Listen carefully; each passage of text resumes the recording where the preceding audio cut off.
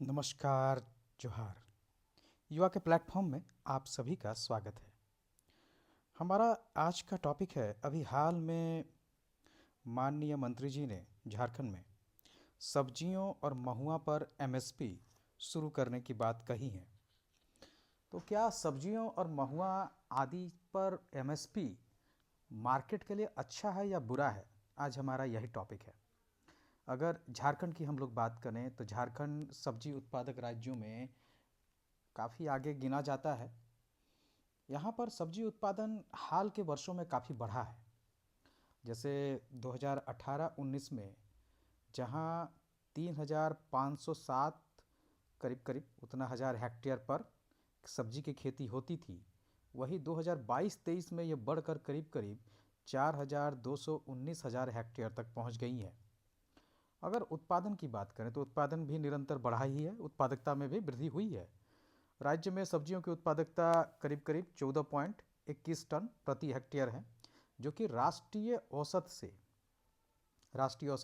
17.3 ton प्रति hectare है, उससे थोड़ा कम ही है। 2030 तक इसको 18.23 टन प्रति हेक्टेयर तक ले जाने का लक्ष्य रखा गया है झारखंड में। हाल के दिनों में कई ऐसी बातें देखी गई हैं जो झारखंड में सब्जियों के उत्पादन को और बढ़ाने की ओर इंगित करता है। जैसे अभी हाल में आलू पर पश्चिम बंगाल ने रोक लगा दिया था, जिसके कारण झारखंड में आलू के दामों में वृद्धि हो गई थी।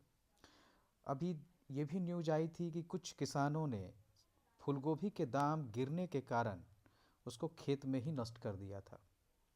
कई बार न्यूज आते हैं कि टमाटर की पैदावार ज़्यादा होने के कारण और ग्राहक नहीं मिलने के कारण उसका दाम इतना गिर जाता है कि किसान उनको सड़क पर ही छोड़ देते हैं।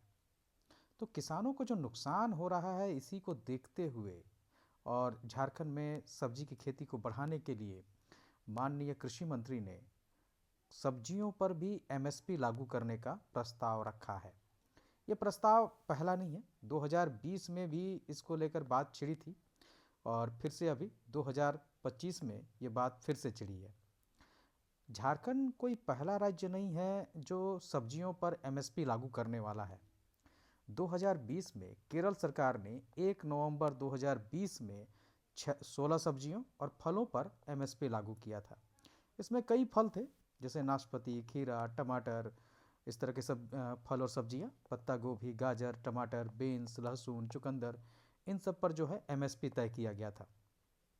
अभी कई राज्यों के इस पे मांग भी है, प्याज को लेकर, जैसे महाराष्ट्र में हो गया, गुजरात में, पंजाब में भी मांग होती है, तो यूपी में भी कई ऐसे राज्य हैं जो एमएसपी की डिमांड करते हैं, वहाँ के किसान एमएसपी मांगते हैं। क्योंकि जो सब्जियों की खेती है, ये सब्जी बहुत जल्दी ख़राब होने वाले उत्पाद होते हैं, तो इनका अगर सही दाम नहीं मिलता है तो किसानों को या तो इनको नष्ट करना पड़ता है या ज़्यादा दिन तक ये रहते भी नहीं हैं।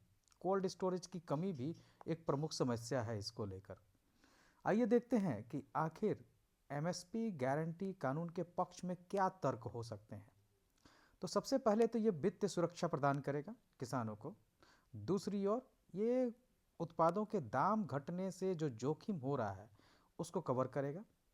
यह फसल विविधीकरण को भी बढ़ावा देगा, क्योंकि जहां एमएसपी अभी खाद्यान्न तक सीमित है, वो सब्जियों की ओर बढ़ने पर और वनोपज की ओर बढ़ने पर फसल विविधता में वृद्धि होगी।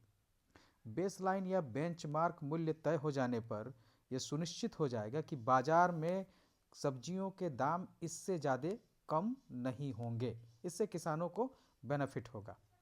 ग्रामीण आर्थिक संकट का भी समाधान होगा, क्योंकि किसानों में जो सब्जियों को खेती को लेकर एक असुरक्षा की भावना होती है, उसका समाधान हो जाएगा।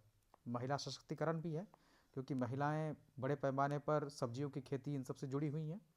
सब्जियों के उत्पादन में वृद्धि होगी और इसके निर्यात को भी प्रोत्साहन मिलेगा। इससे किसानों के अधिकार की प्राप्ति होगी। इससे एक और पोषण को भी बढ़ावा मिलेगा, क्योंकि सब्जियां जो हैं वो पौष्टिक होती हैं, वो कई खनिज, विटामिन्स आदि उनमें निहित होते हैं।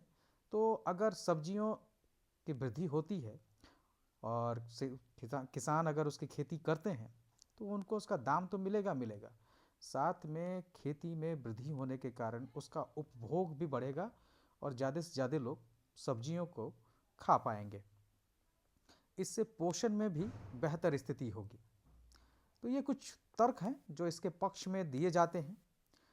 आइए हम लोग देखते हैं कि विपक्ष में क्या तर्क हो सकता है। क्योंकि जैसे झारखंड में ही अगर बात करें तो अभी हाल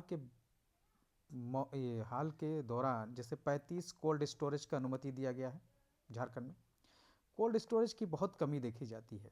इसके अलावा सब्जियों के मार्केट की भी कमी है, सही दाम मिल नहीं पाते हैं। तो सबसे बड़ा चीज़ होगा कि इस पे सरकारी खजाने पर भार हो सकता है, क्योंकि जब हम एमएसपी तय कर देंगे तो अगर मार्केट में नहीं बिकती हैं सब्जियां तब क्या होगा? तब क्या इसको सरकार खरीदेंगी? अगर सरकार खरीदती है या इसके किसी भी तरह की राहत देने की कोशिश होती है वित्तीय आधार पर, तो उससे राजकोषीय बोझ बढ़ेगा। और अगर सरकार इसको नहीं खरीदती है तो क्या अधिक दामों पर आम लोग इसको खरीद पाएंगे? ये भी एक बड़ा सवाल है। अंततः अगर सरकार मदद नहीं करती है तो फिर किसानों को इससे नुकसान ही होगा। कम पैदावार वाली फसल के कम मूल्यांकन का जोखिम है, क्योंकि वैसी फसलें जिसका बहुत कम उत्पादन होता है, ये हो सकता है कि उसको दाम कम रखा जाए क्योंकि उसकी डिमांड कम होगी। खाद्य मुद्रास्फीति में वृद्धि हो सकती है, क्योंकि सब्जियों के दाम बढ़ने से जो खाने का प्लेट है उसका मूल्य बढ़ जाएगा।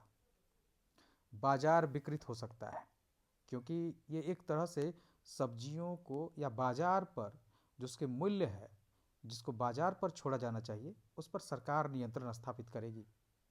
तो ये बाजार नीति पर नियंत्रण स्थापित करने का बाजार को अस्थिर करने और विकृत करने की एक प्रक्रिया हो सकती है।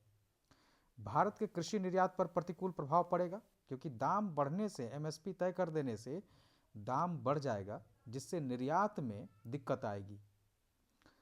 डब्ल्यूटीओ सब्सिडी सिद्धांत का उल्लंघन हो सकता है। पीस क्लॉज चल रहा है, लेकिन इसके बावजूद जहां एक और अगर इस पे एमएसपी लागू कर दिया गया और ज़्यादा सहायता दी जाएगी तो पीस क्लॉज के खतरे की भी संभावना हो सकती है। अगर हम लोग अगर आज सरकारें सब्जियों पर एमएसपी तय कर देती हैं, कल मछलियों पर, दूध पर, ये कृषि के अन्य उत्पादों या इससे बाहर औद्योगिक उत्पादों पर भी एमएसपी की मांग हो सकती है। भंडारण और इसके निपटान की समस्या हो सकती है। आखिर इसको बेचा कहाँ जाए? भंडारण के लिए जो है कोल्ड स्टोरेज की डिमांड बढ़ जाएगी। उतने कोल्ड स्टोरेज सरकार को अभी स्थापित करने मुश्किल काम है। तो ये कुछ समस्याएं हैं जो अभी हो सकता है एमएसपी को अगर लागू कर दिया जाता है सब्जियों पर। सब्जियां पेरिसेबल गुड्स हैं, तो ये जल्दी नष्ट होती हैं। इनके लिए अवसंरचनात्मक निर्माण करना बहुत ज़रूरी है, खासकर कोल्ड स्टोरेज, परिवहन, मार्केट, ब्रांडिंग, ये कुछ ऐसी चीज़ें हैं जिन पर काम किया जाना चाहिए। आखिर हो क्या सकता है? तो मूल्य न्यूनता भुगतान योजनाएं हों। अगर किसी किसान को जितना एमएसपी रखा गया है उससे कम अगर मिल रहा है तो उसका भुगतान किया जाना चाहिए। बाजार हस्तक्षेप योजना हो। कृषि के बुनियादी ढांचे का निर्माण किया जाना चाहिए। कृषि उत्पाद संगठनों को सहायता दी जानी चाहिए ताकि वो अपने प्रोडक्ट का मार्केटिंग और ब्रांडिंग करके बेहतर मार्केट स्थापित कर पाएँ। निर्यात अवसंरचना का विकास होना चाहिए। विपणन और कोल्ड स्टोरेज की व्यवस्था की जानी चाहिए। लॉजिस्टिक व्यवस्था को भी मजबूत करने की आवश्यकता है। तो अगर एमएसपी लागू न भी किया जाए और कोल्ड स्टोरेज या बेहतर ब्रांडिंग की जाए, जैविक उत्पादों को उनके साथ जोड़ा जाए, तो किसानों को अच्छे मूल्य मिल सकते हैं। निर्यात की भी व्यवस्था होनी चाहिए। तो ये बेहतर होगा कि एमएसपी देने से बेहतर है कि किसानों के लिए अवसंरचनात्मक प्रयास किए जाएं, जिससे स्वतः बाजार ही किसानों को सही मूल्य दे पाए। धन्यवाद।